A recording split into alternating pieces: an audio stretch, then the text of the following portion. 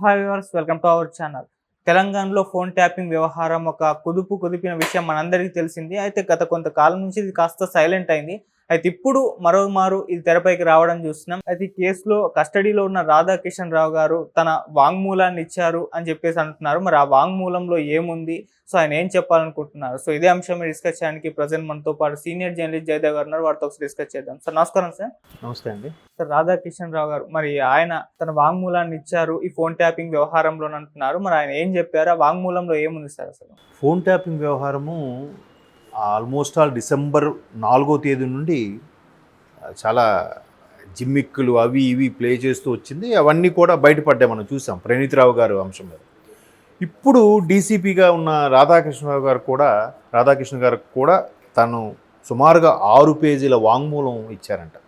ఈ 6 పేజీల వాంగ్మూలంలో కూడా వాట్ ఈజ్ వాట్, ఏం చేశారు, ఏం చేయబోతున్నారు, ఏం చేయించారు, ఏ విషయాలకు వాడుకున్నారు, సొంత విషయాలకు వాడుకున్నారా లేదా ప్రభుత్వం కోసం వాడుకున్నారా అనేది మొత్తం డీటెయిల్గా చెప్పేశాడు ఆయన. ఇవాళ మీరు ప్రతి పేపరు మెయిన్ హెడ్లైన్స్లో చూస్తే రాధాకృష్ణ గారు డిపార్ట్మెంట్కి చెందిన వ్యక్తి ఒక మచ్చగా, ఇప్పుడు రిటైర్ అయిపోవచ్చు, లేదంటే ఇంకేదో సస్పెండ్ అవ్వచ్చు, ఇంకేదో అవ్వచ్చు, కానీ కెరీర్లో ఒక మచ్చగా ఉండిపోతుంది. రేపు పొద్దున ఈయన అల్ల విషయంలో ఏం మా అమ్మలేరా కామలేరా ఇట్లా మాట్లాడుకుంటారు.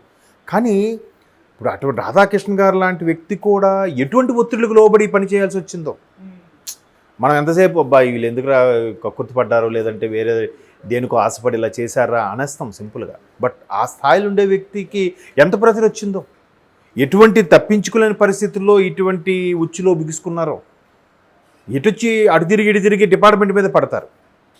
అంతే కదా, వాళ్ళు ఉండేది ఒక 5 ఏళ్ళు, మహా అయితే 10 ఏళ్ళు గవర్నమెంట్, తర్వాత వీళ్ళు కదా సఫర్ అయ్యేది.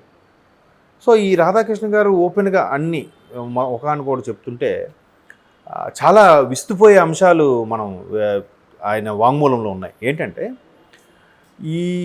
ఎప్పుడైతే హుజురాబాదును ఇంకోటి అది దుబ్బాక, ఈ 2 అంశాల్లో కూడా 2 బై ఎలక్షన్లు కూడా బీజేపీ గెలిచిన నేపథ్యంలో అరే ఇది పుంజుకుంటుంది, మనకి ఎప్పటికైనా ఇబ్బందికర పరిస్థితులు అనే ఉద్దేశంలో దాన్ని తొక్కిపెట్టాలని ప్రయత్నించారని, ఈ అంశం మీద కొంతమందికి మనం కొన్ని రకాలుగా ఇబ్బందికర పరిస్థితుల్లో ఇరుక్కుపోయేలా చేస్తే రాష్ట్రానికి చెందిన వ్యక్తులుగా కాబట్టి వీళ్ళని ఆ బూచి చూపించి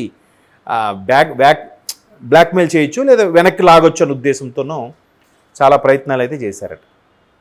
దీనికి సంబంధించి 4 బీజేపీ ఎమ్మెల్యేని కలిశారు, బీజేపీ వాళ్ళు వీళ్ళు కలిశారు అన్నట్టుగా తెర మీద తీసుకొచ్చిన అంశం అనేది కరెక్ట్ కాదు. ఒకరే కలిశారు, అది కూడా బిఎల్ సంతోష్ గారిని ఎవరినో కలిశారు. తర్వాత దానికి సంబంధించి కూడా ఈ పైలట్ రోహిత్ రెడ్డి గారు ఉన్నారు బీఆర్ఎస్ ఎమ్మెల్యే, ఆయన్ని వీళ్ళు కలిశారని లేదంటే ఆయన కలుపుకొచ్చారని రకరకాలుగా ఏదో ఒకటి మా దగ్గరికే వచ్చారు. ఒకే వ్యక్తికి సంబంధించిన దాన్ని ఇంకో 3 వేరువేరు సామాజిక వర్గ వ్యక్తులను కూడా యాడ్ చేసి కలిపి అందులో ఇరికించే ప్రయత్నం అయితే చేశారని క్లియర్గా ఆయన వాంగ్మూలం అర్థమవుతుంది. మీకు అర్థమవుతుందా?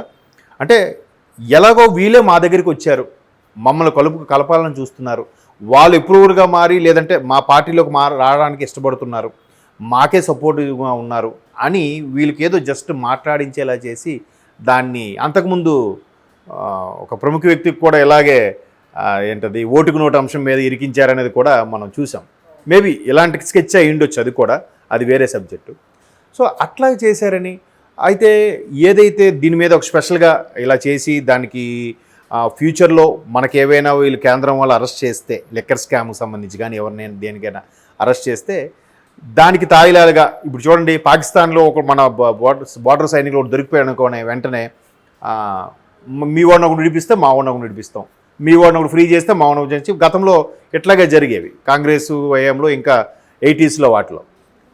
అలాగా సరే మీ వాళ్ళ మీద ఇష్యూస్ ఉన్నాయి, మేము ఈ కేసు పెడతాం, మా అమ్మాయి మీద మీరు కేసు పెడితే మేము ఈ కేసు పెడతాం అన్నట్టుగా ఏదో ప్లాన్ చేశారంట. దానికోసం సిట్ అంటే స్పెషల్ ఇన్వెస్టిగేషన్ టీమ్ అని ఉంటుంది కదా, దాన్ని కూడా నియమించి నానా రకాలుగా చేసి ఒక స్పెషల్ చార్టర్డ్ ఫ్లైట్లో కేరళ రాష్ట్రంకి వెళ్ళి అక్కడికైనా దాన్ని దొరకబుచ్చుకోవాలని పట్టుకొని తీసుకొచ్చి రెడ్ హ్యాండెడ్గా ఏదో మొత్తానికి మసిపూసి మారేడుగా చేయాలని కూడా చేశారంట. అంటే తన కింద ఉండే ఉద్యోగస్తుల్ని డిపార్ట్మెంట్లో ఉండే కొంతమంది వ్యక్తుల్ని, తనకు అవసరమైన వ్యక్తుల్ని సామాజిక వర్గం కూడా కరెక్ట్గా చూజ్ చేసుకొని ఆ సమాజ వర్గం చెందిన వ్యక్తులనే చూజ్ చేసుకొని పెట్టుకొని వాళ్ళని వీళ్ళు మనకి చెప్పిన మాట అయితే వింటారు, వీళ్ళకి రేపొద్దున మనకి ఇష్యూ వచ్చినా వీళ్ళు బయటికి ఓపెన్ అవ్వరు అని ఉద్దేశము, వేరే ఇతర రకాల. ఎందుకంటే అధికారం ఉన్నప్పుడు ఇవేవి ఫ్యూచర్ గుర్తురాదు, ఏముందిలే మందేలే అన్నట్టు ఉంటుంది. ఒక్కసారి ఫ్యూచర్ ఆలోచిస్తే ఎవరైనా కొద్ది స్టెప్ బ్యాక్ అవుతారు. బట్ ఆలోచించలేదు, వీళ్ళే కంటిన్యూ ఉంటామనుకున్నారో ఏంటో తెలియదు. సో మొత్తానికి ఆ సామాజిక వర్గంకి చెందిన వ్యక్తుల్ని చూజ్ చేసుకొని పెట్టుకొని సొంత విషయాలకే వాడుకున్నారని రాధాకృష్ణ గారు క్లియర్గా వాంగ్మూలం చెప్పారు. అంటే కుటుంబ సభ్యులకు సంబంధించిన వ్యవహారాలు కానీ, కుటుంబ సభ్యులకు సంబంధించిన ఆర్థిక వ్యవహారాలు కానీ, కుటుంబ సభ్యులకు సంబంధించిన భూ వివాదాలు కానీ అన్నిటికి కూడా వీళ్ళే సెటిల్మెంట్స్ అంట. దాంట్లో ఎవరెవరు ఉన్నారట? ప్రణీతిరావు గారు ఉన్నారు, ఆయన పేరు వచ్చింది. తర్వాత తిరుపతి అన్న ఒక ఆయన ఉన్నారంట. తర్వాత భుజంగరావు అని ఒక ఆయన ఉన్నారు, రాధాకృష్ణ గారు. వీళ్ళ పని ఏంటంటే కేవలం ముఖ్యమంత్రి గారి, ఆనాటి ముఖ్యమంత్రి గారికి, ముఖ్యమంత్రి గారి కుటుంబ సభ్యులకి అనుయాయులుగా పనిచేయడమే. అది ఓపెన్గా రాధాకృష్ణ గారు అదే చెప్తున్నారు. అంటే వాళ్ళకు అనుకూలంగా ఓ వ్యక్తిని అరెస్ట్ చేయడానికి స్పెషల్ ఫ్లైట్ కూడా పంపించారంట కేరళలో. బట్ ఆయన దొరకలేదు అక్కడ వ్యక్తి. ఎవరినైతే మీ అరెస్ట్ చేసి వీడిని మేము పెట్టాము, మీరు మా అమ్మాయిని మా వాళ్ళని అరెస్ట్ చేస్తే మీ వాడిని అరెస్ట్ చేస్తాం, లోపల పెడతాం, మా వాడిని వదిలేస్తే మీ వాళ్ళని వదిలేస్తాం అని ఏదో డీల్ కోసం చేసుకున్నారు. ఈలోగా ఈ అంశం ఏమైంది? కోర్టు వ్యవహారంలోకి వెళ్ళేసరిగా సిట్ నుంచి సిబిఐకి అప్పగించాలని కోర్టు తీర్పిచ్చింది. అక్కడ సిట్లో ఉండేవాళ్ళు, సిట్ తరపున వాదించే లాయర్లు కూడా సరిగ్గా వాదించలేకపోయారు, ఇది సిబిఐ చేతిలోకి వెళ్ళిపోయేలా చేశారు అని కూడా కేసీఆర్ గారు ఈ అధికారులతో సీరియస్ అయ్యారంట. మీరు ఈ మాత్రం కూడా చేయలేకపోయారా అన్నట్టుగా. అంటే ఒక సినిమా ఫక్కీలో జరిగిందంతా. అంటే వీళ్ళు ఇట్లా బై ఎలక్షన్లో 2 స్థానాల్లో గెలుచుకున్న వీళ్ళు రేపొద్దున రాష్ట్ర వ్యాప్తంగా కూడా స్ప్రెడ్ అయితే 2వ స్థానంలో బీజేపీ ఉంది, అది మొదటి స్థానంకి వచ్చేస్తుంది. అప్పటికి కాంగ్రెస్ ఎవరు అనుకోలేదు కదా, బీఆర్ఎస్ తర్వాత 2వ స్థానంలో బీజేపీ ఉంటుంది అనుకున్నారు. తర్వాత అనూహ్యంగా గడిచిన 1 ఇయర్లో కాంగ్రెస్ గవర్నమెంట్ స్థాపించింది, అది వేరే విషయం. సో అట్లాంటి బీజేపీని ఇప్పటి నుంచే తొక్కు పెట్టకపోతే బాగుండదు అనుకున్నారో, లేదంటే బీఆర్ఎస్కి సరైన పోటీ అయిపోతుంది, ప్రత్యామ్నాయం అయిపోతుంది అనుకున్నారో, మొత్తానికి రకరకాల కుయుక్తులు వ్యూహాలు పన్నారు. కానీ కాలం ఎప్పుడు ఒకరివైపే ఉండదుగా, టైం ఎప్పుడు ఒకరివైపే నడవదుగా. ఒక్కసారిగా తారుమారయ్యింది. ఎవరు ఏ సామాజిక వర్గం చెందిన వ్యక్తులైతే నాకు పని చేస్తారు, నాకు ఫేవర్గా ఉంటారు, నేను చెప్పింది కళ్ళు మూసుకొని చేసుకెళ్ళిపోతారు అనుకున్నారో వాళ్ళే ఒక్కొక్కరుగా. ఇప్పుడు ప్రణీతిరావు గారు ఏమైంది, దొరికిపోయారు. 3వ తేదీన కౌంటింగ్ అయింది, 4వ తేదీన సీడీలు మూసీ నదిలో తేలాయి. అఫ్కోర్స్ డేటా రాకపోయినా మనిషి దొరికిన వాంగ్మూలం అంతా దొరికిందిగా. అబ్బా ఎక్కడ వాంగ్మూలం అన్నీ రికార్డ్ చేసే ఉంటారుగా. అది తర్వాత ఇప్పుడు రాధాకృష్ణ గారు, ఈయన కూడా 6 పేజీల వాంగ్మూలం. ఇది బయటికి ప్రెస్కి రిలీజ్ చేసే అంతగా వచ్చిందంటే ఎంత పక్కాగా ఆధారాలు లేకపోతే బయటికి రిలీజ్ చేయరుగా, గోప్యంగా ఉంచుతారు. ఇప్పుడు ఇంతకుముందు కవిత గారి అంశం కూడా, లిక్కర్ స్కామ్ అంశం కూడా ఆవిడ చాలా ఫోన్లు మార్చారని, 11 ఫోన్లు మార్చారని, అందులో 4 ఫోన్లు తగలబెట్టేశారని, అవన్నీ కూడా తర్వాత వచ్చే. కానీ లోపల ఏం ప్రశ్నించారు, ఈమె ఏం వాంగ్మూలం ఇచ్చింది, ఏం మాట్లాడిందనే విషయం ఎక్కడా లేదు, ఎక్కడ ఏం చెప్పలేదు. ఎట్లా అన్నది ఆవిడ, న్యాయమే గెలుస్తుంది అన్నట్టుగానే పిడిగిలి బిగించింది ఆవిడ. ఇవాళ కూడా పేపర్లో న్యూస్ చూస్తే ఒక సాధారణ మహిళకైనా బెయిల్ దొరుకుతుంది, కానీ నాలాంటి ప్రజాప్రతినిధి కూడా బెయిల్ దొరకపోవడం ఏంటని చెప్పి ఆవిడ వాపోతుంది. ఆవిడ మీద ఎటువంటి బలమైన సాక్ష్యాధారాలు ఉన్నాయనే విషయం పక్కన పెడితే నాకు బెయిల్ రాకపోవడం ఏంటి అన్నట్టు కూడా ఆవిడ కొంచెం కన్నీరు మున్నీరు అవుతున్నట్టుగా కనిపిస్తుంది. ఓకే, బట్ చేసినవన్నీ కనబట్టలేదా?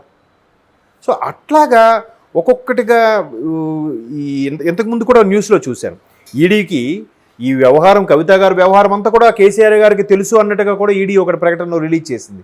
అంటే అర్థం ఏంటి, ఈమెకి అరెస్ట్ చేస్తాడని ముందే గెస్ చేసి ఈ వ్యవహారంలో రేపొద్దున్న బీజేపీ వాళ్ళ మీద కూడా ఒక తప్పు ఎలిగేషన్ కూడా తీసుకొచ్చి చూపించి ఆ అమ్మాయికి తిరిగ్గానే అరెస్ట్ చేస్తే మీ వాళ్ళని కూడా అరెస్ట్ చేపిస్తాము అనే చూపించే విధంగా ప్రయత్నాలు అయితే చేశారు. ప్రయత్నాలు అయితే అవ్వలేదు. ఎప్పుడైతే కోర్టు సిబిఐకి అప్పగించేసిందో వీళ్ళు కోర్టులోంచి వెళ్ళిపోయింది. వీళ్ళు కోర్టులోంచి వెళ్ళిపోయింది కాబట్టి ఇంక వీళ్ళు గోల్ చేయడానికి ఏం లేదు. సో ఈ మొత్తం అంతా కూడా చూడండి, ఒక సినిమాలో చూసారా, ఏదో సినిమాలో స్టాలిన్ సినిమాలు అనుకుంటా, జస్ట్ విలన్ అనేవాడు ప్రకాష్ రాజ్ కూతురు కోసం అన్నీ కాపాడుకోవాలి, చేసుకోవాలి అనుకుంటాడు కదా, సహజం, ఎవరు కుటుంబ సభ్యులు సహజం. కాకపోతే డిపార్ట్మెంట్ వ్యక్తుల్ని మధ్యలో పావులుగా వాడుకోవడం అది కొంచెం ఇబ్బందికర పరిస్థితులే. దానివల్ల పాపం వాళ్ళు కూడా వాళ్ళ కెరీర్ కానీ, వాళ్ళ కెరీర్ తర్వాత కానీ, ఇప్పుడు ప్రభాకర్ గారిని కూడా పదవీ కాలం అయిపోయినా కూడా మరలా వాళ్ళు నియమించి వాళ్ళ నచ్చిన పని చేయించుకున్నారట. ఇట్లా ఒకదానికొకటి వస్తూనే ఉంది. ఇంకా చూడండి, ఇంకా ఇంకెంత బయటకు వస్తాయో మొత్తం అంశాన్ని పరిశీలిస్తే చాలామంది విశ్లేషకులు చెప్పేది ఏంటంటే రేపు 4 తరువాత కౌంటింగ్ అయిపోయాక కేంద్రంలో ఏ ప్రభుత్వం వచ్చినా ఇక్కడ వీళ్ళ పరిస్థితి ఏంటి అనేది చాలామంది క్వశ్చన్ మార్క్. మేబీ అది ఎటువైపు దారితీస్తుందో, సయోధ్యకి దారితీస్తుందా, లేదంటే ఎడబాటుగా ఉండేదానికి దారితీస్తుందా, లేదా కక్ష సాధింపుల చర్యలుగా వెళ్తుందా అనేది చెప్పలేం. ఒకవేళ కక్ష సాధింపు చర్యలుగా అనొచ్చు వీళ్ళు, బట్ మిస్టేక్ చేయకుండా ఉండి అప్పుడు అనొచ్చు. మిస్టేక్ చేసి కక్ష సాధింపు అంటే దాంట్లో అర్థమే లేదు. అంతే కదా. 4 తర్వాత ఎన్ని విపరీత న్యూస్లు చూడాల్సి వస్తుందో వెయిట్ చేయాలి మరి. Okay sir, thank you so much.